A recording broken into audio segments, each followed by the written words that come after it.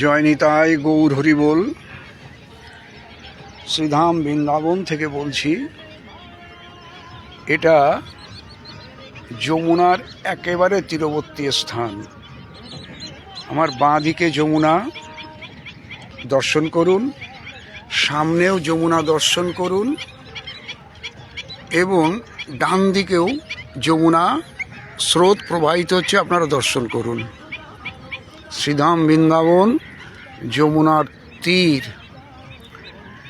প্রতিদিনকার মতো আজকেও আমরা কিছু শাস্ত্র সিদ্ধান্ত অনুযায়ী ভাগবতীয় কথা আলোচনায় ব্রতী হয়েছি। আজকের আলোচনার বিষয়টিও খুব সুন্দর। বৈষ্ণব জগতের এটা মনে রাখা উচিত।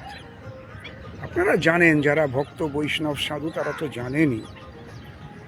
প্রসঙ্গটা হলো, রক্তবর্ণ বৈষ্ণবে পরিতে না জুয়ায়। রক্তবর্ণ বৈষ্ণবে পরিতে না জুয়ায়। এটা কে কাকে বললেন এবং কোথায় পাবেন, কোন শাস্ত্রে কোন গ্রন্থে আপনি পাবেন? জয় নিতাই গৌর হরি বল। রাধে রাধে।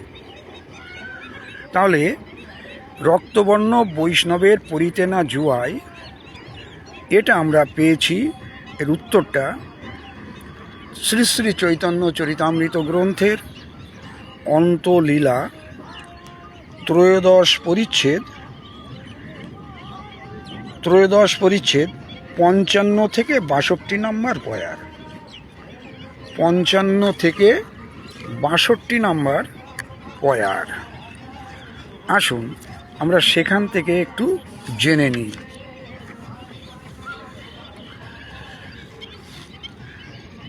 আমরা প্রতিদিনই শাস্ত্র সিদ্ধান্ত অনুযায়ী ভাগবতীয় কথা আলোচনা করি।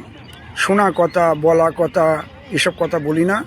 আপনারা দেখেই নিন চৈতন্য চরিতামৃত গ্রন্থ অন্তলীলা ত্রয়োদশ পরিচ্ছেদ। আমি আস্বাদন করা শুরু করছি 55 নম্বর পয়ার থেকে।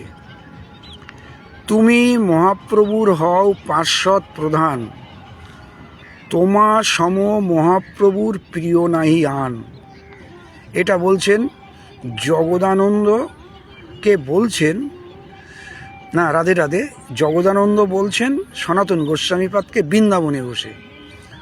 অন্য সন্ন্যাসীর বস্ত্র তুমি ধরো শিরে, কোন ওইছে হয় ইহা পারে সহিবারে। তুমি অন্য সন্ন্যাসীর বস্ত্র মাথায় ধরেছ, এটা কি সহ্য করা যায়? সনাতন বলছেন তখন, সনাতন কহে সাধু পণ্ডিত মহাশয়, চৈতন্যের তোমার সম প্রিয় কেহ নয়।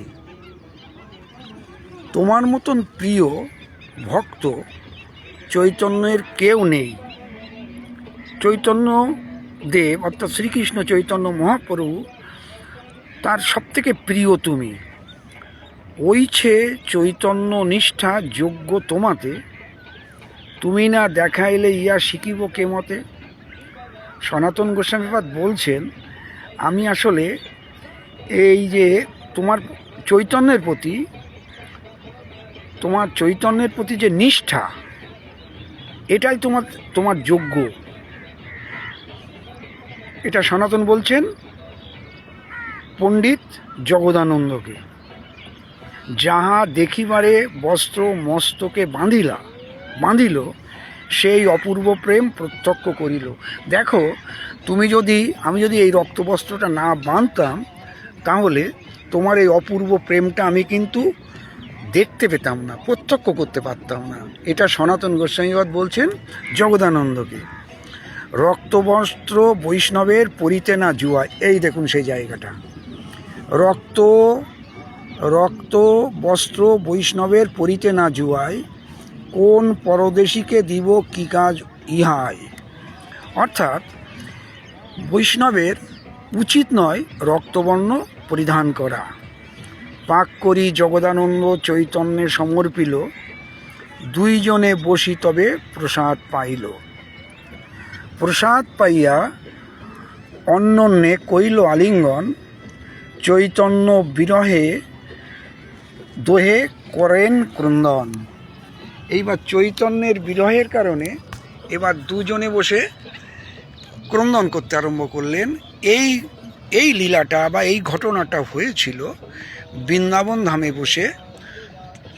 জগদানন্দ পণ্ডিত, যিনি সত্যভামার অবতার, তার সঙ্গে সনাতন গোস্বামী পাদের, এটা আমরা আস্বাদন করলাম। শ্রী শ্রী চৈতন্য চরিতামৃত গ্রন্থ, অন্তলীলা, ত্রয়োদশ পরিচ্ছেদ, 55 থেকে 62 নম্বর পয়ার। আজ এ পর্যন্ত। সবাই ভালো থাকবেন, সুখে থাকবেন, আনন্দে থাকবেন, আপনাদের কুশল কামনা করি। জয় নিতাই, গৌর হরিবোল। জয় শ্রী রাধে শ্যাম।